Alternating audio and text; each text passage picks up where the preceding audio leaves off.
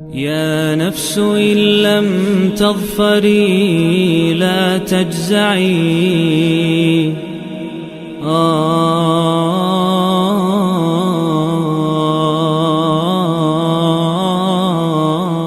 اعوذ باللہ من الشیطان الرجیم بسم اللہ الرحمن الرحیم۔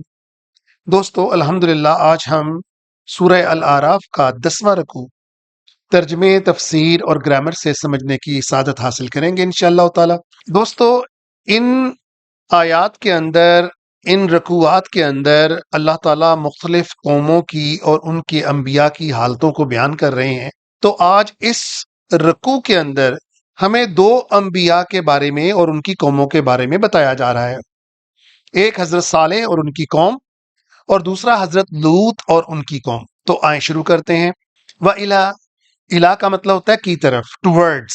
سمودا، سمود، قوم سمود، اخاہم، ان کے بھائی کو بھیجا، یعنی انہی میں سے جو تھے، صالحن، وہ کون تھے؟ وہ حضرت صالح تھے۔ قال، وہ بولے، یا قوم اعبدوا اللہ، اے میری قوم اللہ کی عبادت کرو، اللہ کی بندگی اختیار کرو۔ ما لکم، تمہیں یہ زیب نہیں دیتا، من الہ غیرہ، کہ تم کسی اور الہ کی اللہ کے علاوہ عبادت کرو۔ غیرہ، اس کے علاوہ، ہو یہاں پر مراد ہے اللہ تعالی۔ قد جاءتکم، جب کہ تمہارے پاس آ چکی، جاء کا مطلب ہوتا ہے آنا، کم کا مطلب تمہارے پاس، بینات من ربکم، واضح نشانیاں، کھلی نشانیاں، کس کی طرف سے؟ من ربکم، تمہارے رب کی طرف سے۔ اب وہ معجزہ انہی کے کہنے کے اوپر دوستو جو ہے وہ بھیجا گیا تھا، یعنی ناقہ، ناقہ مطلب اونٹنی۔ تو دیکھیں کیا ہوتا ہے پھر، ہذہ ناقۃ اللہ، یہ تمہارے سامنے جو اونٹنی کھڑی ہے یہ اللہ کی طرف سے ہے، یہ اللہ کی اونٹنی ہے۔ لکم، تمہارے لیے یہ معجزہ ہے، آیاتن، یہ آیت ہے یعنی نشانی ہے، فذروہا، چھوڑ دو اس کو۔ کس کے لیے چھوڑ دو؟ تاکل، کہ یہ کھائے پیے، فی ارض اللہ، کس کے اندر؟ اللہ کی زمین کے اندر۔ ولا تمسوہا، اور ہرگز تم اس کو مت چھونا۔ یہ دیکھیں، یہ تا شروع میں اور ہا جو ہے یہ مونس کی نشانی ہوتی ہے۔ بسوء، کس کے ساتھ مت چھونا؟ برے ارادے کے ساتھ مت چھونا۔ فیأخذکم، ایسا نہ ہو کہ تمہارے پاس آ جائے عذاب علیم، کیا آ جائے؟ اللہ کا دردناک عذاب آ جائے۔ وذکروا، یاد کرو، اذ جعلکم، جب اس نے تمہیں بنایا، خلفاء، خلیفہ، وارث، من بعدی، کس کے بعد؟ آدم و بواکم، قوم عاد کے بعد تمہیں اس زمین کا وارث بنایا اور تمہارے آباء و اجداد کو، فی الارض، اس زمین کے اندر، تتخذون، اور تم نے بنا لیے پھر، من سہولہا، ان نرم میدانوں کے اندر تم نے اپنی زندگی شروع کر دی۔ سہولہا کا مطلب ہوتا ہے نرم میدان، اور کیا بنا لیے وہاں پر؟ قصورا وتنحتون، تم نے بڑے بڑے محلات بنا لیے۔ قصور کا مطلب محل، اور قصورن، بہت بڑے بڑے محل بنا لیے تم نے۔ وتنحتون، اور تم نے تراشنا شروع کر دیا، یعنی اللہ نے تمہیں یہ فن بھی سکھا دیا۔ وتنحتون الجبال، اور تم نے پہاڑوں کو تراشنا شروع کر دیا، اور اس کے اندر کیا بنائے؟ بیوتن، اپنے اپنے گھر بنانے شروع کر دیے۔ فذکروا، یاد کرو، آلاء اللہ، اللہ کی نعمتوں کو، اللہ کی بلیسنگز کو۔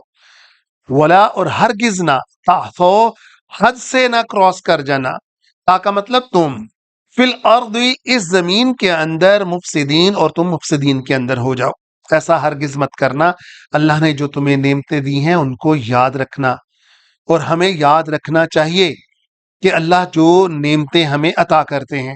تو پھر وہی قال الملأ الذین استکبروا، ان کی قوم کے جو سردار تھے، امراء تھے، تکبر سے اسی طرح بولے، من قومہ، ان کی قوم سے، للذین، کن کے ساتھ؟ ان لوگوں کے ساتھ، استضعفوا، جو اوپریسڈ تھے، جو کمزور تھے، جو مسکین تھے، یعنی یہ لوگ پہلے ایمان لے آتے ہیں۔ لمن آمنا، جو ایمان لے آئے تھے، منہم، ان میں سے، ہم کا مطلب وہ زیادہ کے لیے ہوتا ہے۔ اتعلمون، الف کوشچن بنا رہا ہے یہاں پر، کیا تم سوچتے ہو، انا صالحا مرسل من ربہ، کہ یہ حضرت صالح جو ہیں یہ رسول ہیں رب کی طرف سے۔ اب یہ ان مسکینوں سے بڑے اکڑ کر سوال کرتے ہیں، تو وہ آگے سے جواب دیا انہوں نے، قالو وہ بولے، انا بے شک، بما ارسلا جو ان کے ساتھ بھیجا گیا وہ بھی سچ ہے، بھی ان کے ساتھ، مؤمنون ہم اس کے اوپر بھی ایمان لاتے ہیں، نہ صرف ہم حضرت صالح کے اوپر ایمان لاتے ہیں بلکہ ان کے ساتھ جو اترا اس کے اوپر بھی ایمان لاتے ہیں۔ تو پھر وہی اکڑ ان سرداروں کی، قال الذین استکبروا، وہ مغرور جو سردار تھے وہ بولے، انا بے شک ہم، بالذی آمنتم جس کے اوپر تم ایمان لائے ہو، یعنی جس چیز کے اوپر تم ایمان لے آئے ہو، بھی اس کے اوپر کافرون ہم کفر کرتے ہیں، ہم تو اس کو نہیں مانتے، یعنی ہم تمہارے برابر کیسے ہو سکتے ہیں، تم تو ان کے نزدیک وہ کہہ رہے ہیں تم تو بے وقوف لوگ، وعقروا الناقۃ، حالانکہ حضرت صالح نے ان کو منع کیا تھا مگر انہوں نے اس ناکہ کو فاقرو یعنی